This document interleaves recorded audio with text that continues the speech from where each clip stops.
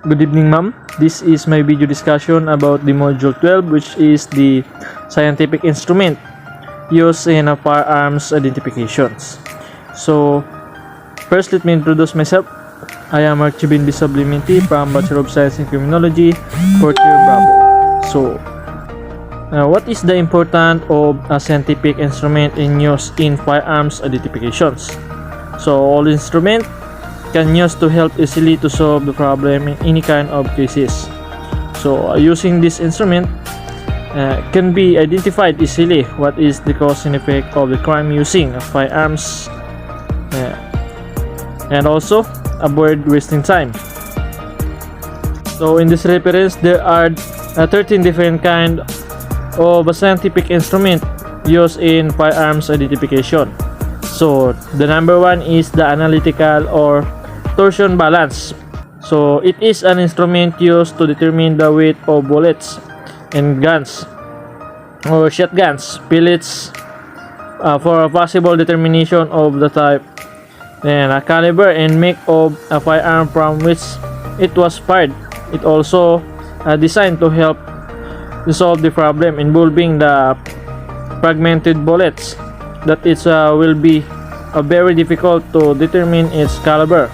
So by measuring its base diameters. So the number 2, which is the bullet comparison microscope. So it is an optical measurements consisting of two compound microscopes with a single microscope field or ocular eyepiece capable of viewing two objects side by side at the same time. So it is designed to compare of a fired bullet or a fired shell with test bullet or test shell so as to weight their individual marking and probe their identities. Then the number 3 is the bullet recovery box. So it is an measurements in crime laboratory as well in a firearm company designed for testing and firing. So it is usually made of metallic box with 12 by 12 by 96 measurements.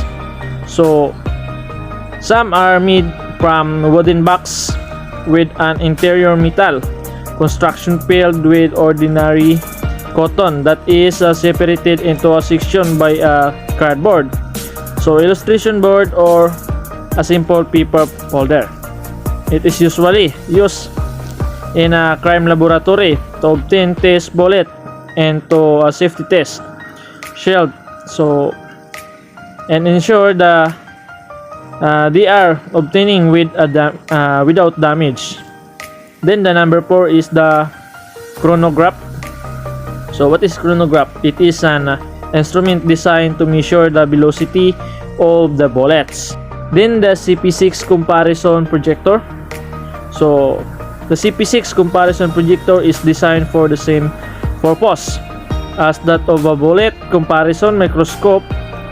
It's only differ in the way the viewing is made. So in using this instrument, the burden of viewing the damage through the ocular is eliminated. So as the result, marking it less tiring and photographing can be easier. So for the damage is simple projected in the screen. Then the caliper.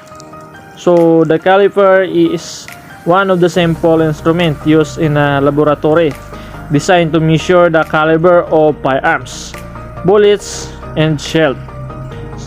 So the following are the measure in the firearm: the bore diameter and the bullets.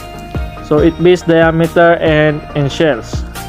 So the diameter of its body or its mouth in some cases. Then the number 7, the electronic gun marker. So it is an instrument used in marking bullets, shells, or firearms. Then the number 8 is the holoximeter. So the holoximeter is the instrument that was developed by Colonel Goddard and Mr. Fisher. So, of the old Forensic Ballistic Bureau. It was developed for the purpose of examining the board of the firearm more. Specifically, its pitch or of the rifling. So, the pitch of the rifling is the distance advanced by the rifling of the gun barrel in one complete turn. So, 360 degrees, which also varies in a different firearms manufacturer.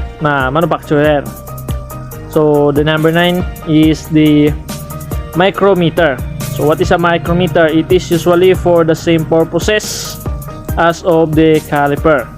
So number 10, the onoscope. So an onoscope is a small instrument used in examination of the inner surface of the barrel, so in determining the irregularities inside the board. Then the what we call stereoscopic microscope. So the stereoscopic microscope, it is an instrument used for a preliminary examination of fired bullets and fired shells to determine the relative class characteristic or for the orientations purposes. So it is likewise used for close-up examinations of a tampered serial number. Although unlike the bullet comparison microscope, this instrument has no camera attachments, so thus no photograph can be obtained from it. Then for the number 12, the shadow graph. So the shadow graph also work almost the same as the bullet comparison microscope. So it is the only difference due to a large circular ground glass that is 14 inches more or less in diameter, wherein observation that a comparison of the class characteristic is done.